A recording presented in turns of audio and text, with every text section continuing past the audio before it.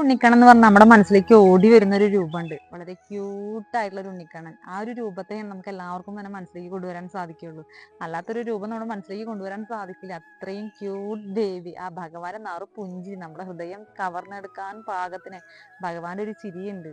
ആ ഒരു നറുപുഞ്ചിരി നമ്മുടെ ഹൃദയമാണ് ഭഗവാൻ കവർന്നെടുക്കുന്നത്. ആ ഒരു രൂപമാണ് നമ്മുടെ മനസ്സിലേക്ക് കൊണ്ടുവരാൻ സാധിക്കുകയുള്ളൂ.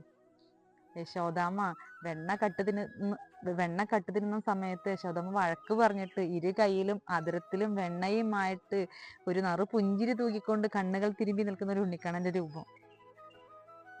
വളരെ ക്യൂട്ടായിട്ടുള്ളൊരു ഉണ്ണിക്കണ്ണൻ. നമുക്ക് ആ ഉണ്ണിക്കണ്ണനോട് എങ്ങനെ വേണമെങ്കിലും സംസാരിക്കാം, പരാതി പറയാം, പരിഭവം പറയാം.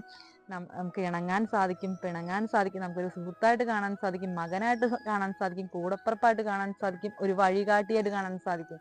ഭഗവാൻ എല്ലാവരുമായിട്ട് മിങ്കിൾ ചെയ്യാൻ സാധിക്കും. എല്ലാവരും കയ്യിലെടുക്കാനുള്ള ഒരു കഴിവുണ്ട് ഉണ്ണിക്കണ്ണന്. എന്നാൽ അതേ ഭഗവാൻ തന്നെ ഭഗവത്ഗീതയിലൂടെ സഞ്ചരിക്കുന്ന സമയത്ത് ആ ഭഗവാനെ നമുക്ക് മനസ്സിലാക്കാനായിട്ട് സാധിക്കില്ല.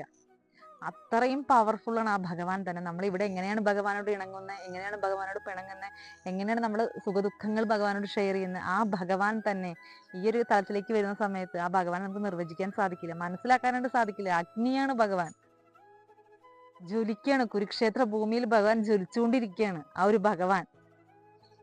ആ ഭഗവാൻ നമ്മൾ റോൾ മോഡലാക്കി കഴിഞ്ഞാൽ മുന്നോട്ട് സഞ്ചരിക്കാൻ സാധിക്കും. നമുക്ക് ഏത് തടസ്സമാണെങ്കിലും ഏത് പ്രതിസന്ധിയാണെങ്കിലും അതെല്ലാം തട്ടിത്തെറിപ്പിച്ചുകൊണ്ട് നമുക്ക് മുന്നോട്ട് സഞ്ചരിക്കാനായിട്ട് സാധിക്കും. അത്രയും പവർഫുൾ ആണ് ഭഗവാൻ ശ്രീകൃഷ്ണൻ. അദ്ദേഹത്തെ വേണം നമുക്ക് റോൾ മോഡലാക്കാൻ.